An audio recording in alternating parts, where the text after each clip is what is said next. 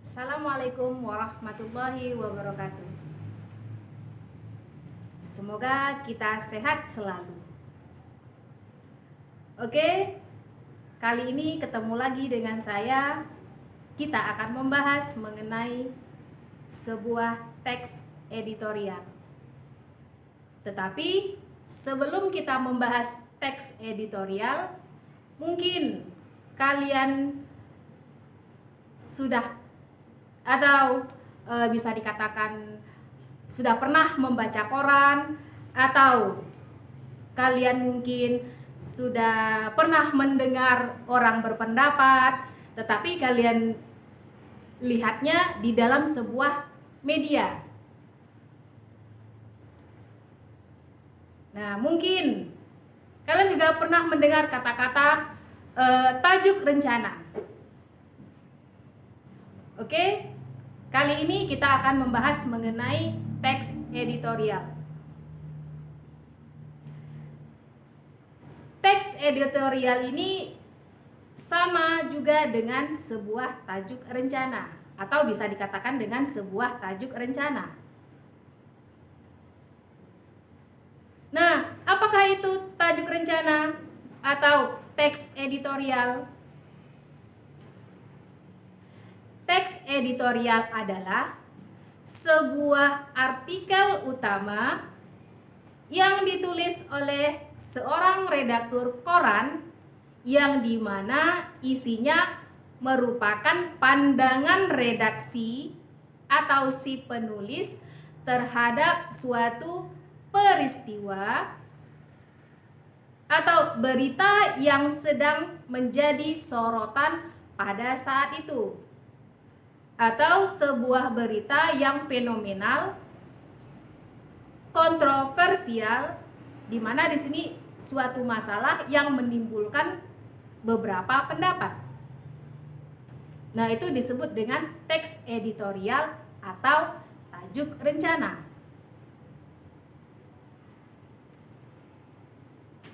Di dalam teks editorial itu ada beberapa sifat yang harus kita ketahui.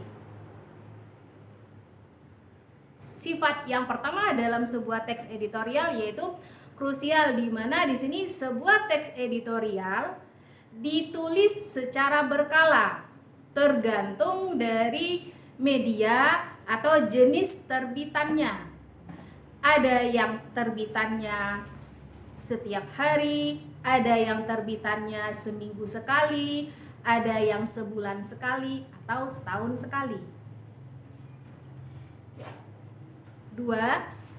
Di dalam sebuah teks editorial itu isinya menyikapi sebuah situasi yang berkembang di dalam masyarakat luas. Yang ketiga, teks editorial itu memiliki sebuah karakter. Yang keempat, di dalam sebuah teks editorial itu terkait dengan kebijakan media yang bersangkutan. Di dalam teks editorial atau tajuk rencana itu isinya merupakan fakta-fakta atau peristiwa yang aktual, fenomenal, kontroversial, dan berisikan pendapat ataupun pandangan dari redaksi terhadap suatu peristiwa yang sedang terjadi.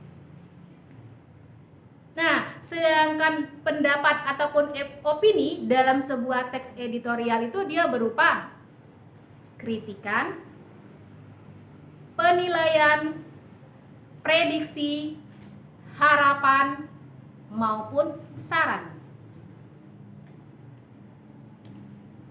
Nah, sekarang kita akan membahas tentang struktur teks editorial. Struktur teks editorial yang pertama yaitu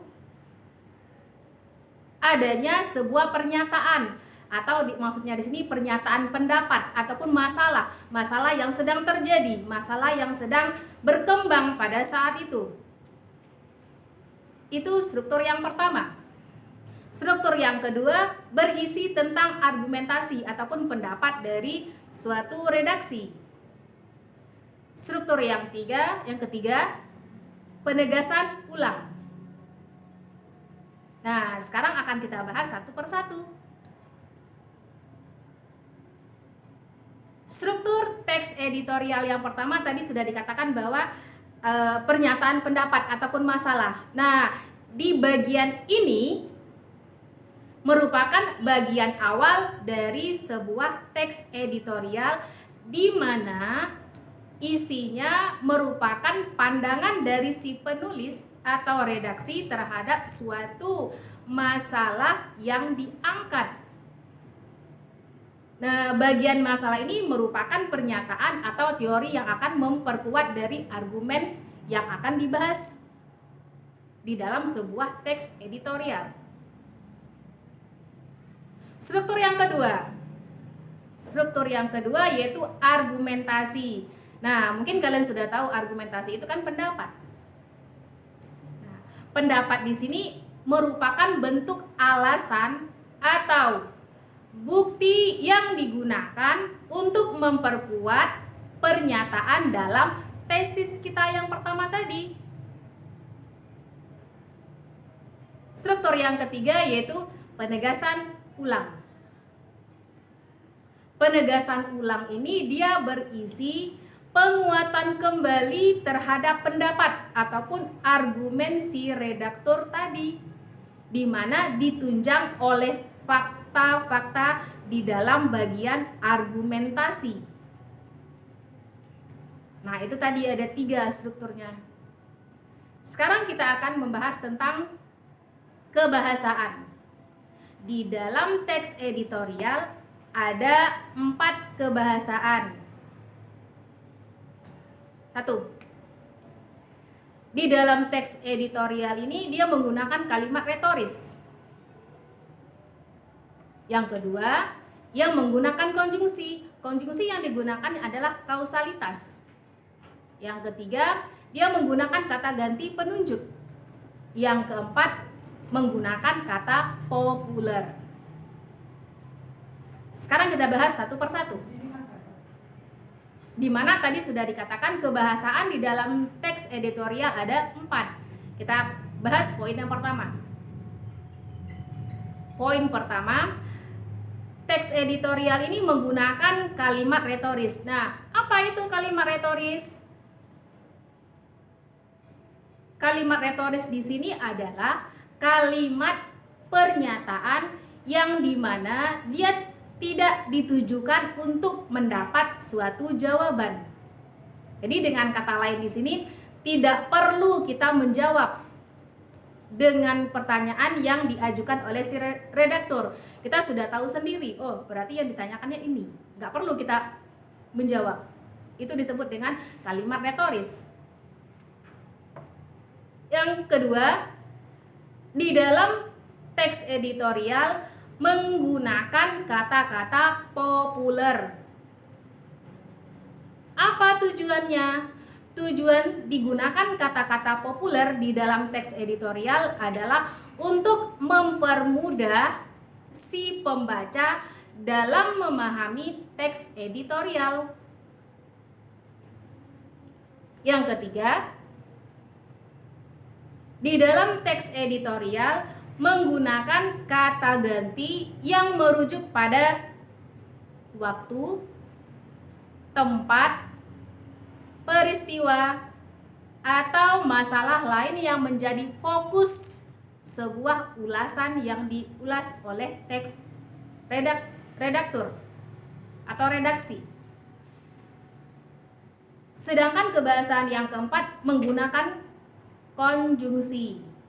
Konjungsi yang digunakan yaitu kausalitas. Nah, kausalitas ini contohnya sebab, karena, oleh sebab itu, oleh karena itu.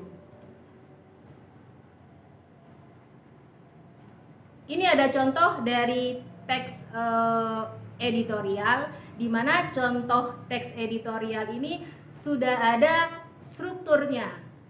Bisa kita lihat contoh teks editorial, judulnya jangan hanya bergantung pada vaksin.